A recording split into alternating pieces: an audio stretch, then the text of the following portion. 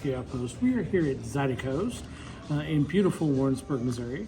It is 9 o'clock, and we have to drop some stuff off at my mom's house, but we thought we should eat first. And Tina asked me a question, because in 2 days, I'm going to be doing a barrel pick for the second best bourbon YouTube channel on the internet, Brewzle. That's his joke. He's way cooler than me.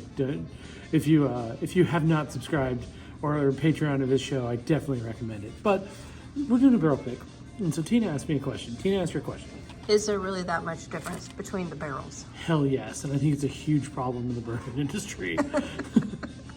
So the whole point is we're going to try samples from a couple, at least if this one works like the other ones. There'll be different barrels, and we'll try different samples from different barrels.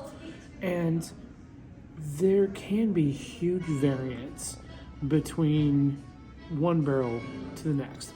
I mean, every barrel will have slight differences based off of temperature, humidity. I mean, we kind of expect there to be a certain level of difference. But that's what I'm saying. If all of the barrels, if I have all 5 barrels in the same rick house, they're all being exposed to the same conditions. Think about the size of the distilleries, though. We're talking hundreds of barrels on different floors, on different... Oh, so they don't like store the same batch all together? Even if they may not be able to. They may not have enough storage. Oh, okay. So there's going to be variations no matter what. So then they started... So first of all, I'm gonna complain about store picks, because I'm gonna complain about store picks. However, because it's the internet and we complain about stuff. I don't necessarily think it's a problem. Well, at the same time, when I think about it, I kind of go, huh, that's a little strange. So at one level, I think store picks are great, or these barrel picks. Like, somebody's going to go and they're going to try a barrel, and they're going to private label it, and it's going to become this special thing.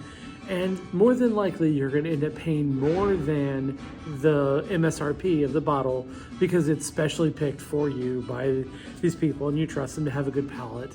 And I've had some very good store picks. I've had some exquisite store picks. And when I first thought about doing this, I was actually going to have my Macadoodles Knob Creek store pick, just so I could be a total hypocrite of complaining about store picks while drinking a store pick. So I've had fantastic store picks, don't get me wrong.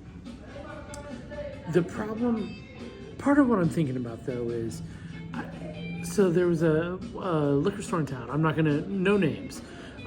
They had a very special store pick of a pour, and I don't want to get into names, right? So I'm not going to say what it was. So let's say it was, Bottle X, right? So I do not like Bottle X.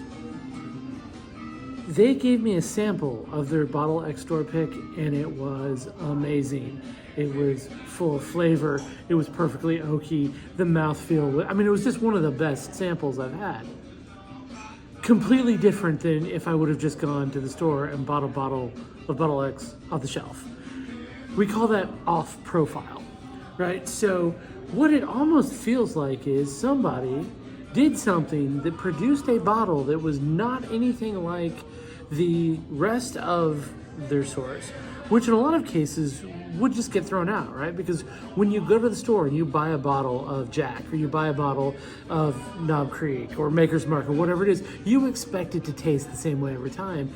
And these off-profile store picks, they don't. Something has happened to produce something that tastes nothing like the rest of them. Not always, but in a lot of cases, you start to get these very off-profile flavors.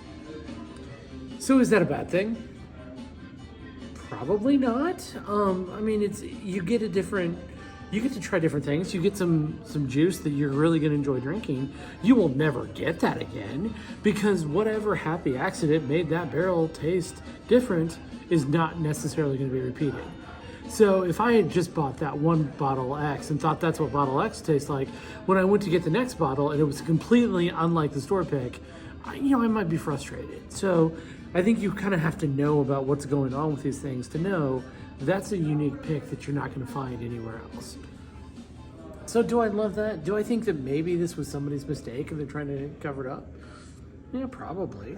But at the end of the day, people are getting stuff they like, and that's good. I think sometimes they become kind of like a status symbol, like, ooh, I've got a store pick for this, or I've got a store pick for that. I don't know if I love that so much. I also don't necessarily love it when people do blinds with a store pick neglecting the actual bottle. Because again, if you're getting something that's off profile, who knows what you're actually tasting. I also think there might be a little bit of a, like a collector mentality, or the status symbol, like, oh, you're not as good because you don't have the store pick. I never loved that. What I do love the fact is that I am getting a bottle of stuff that I want to drink, and I really do like the way that it drives the economics of the bourbon of stores, right? So you go to a store you like because you trust their tasters. That drives my ability to drink what I like. It drives the store's ability to stay open because they're selling things that they're proud of. They're selling things that are marketable, I should say.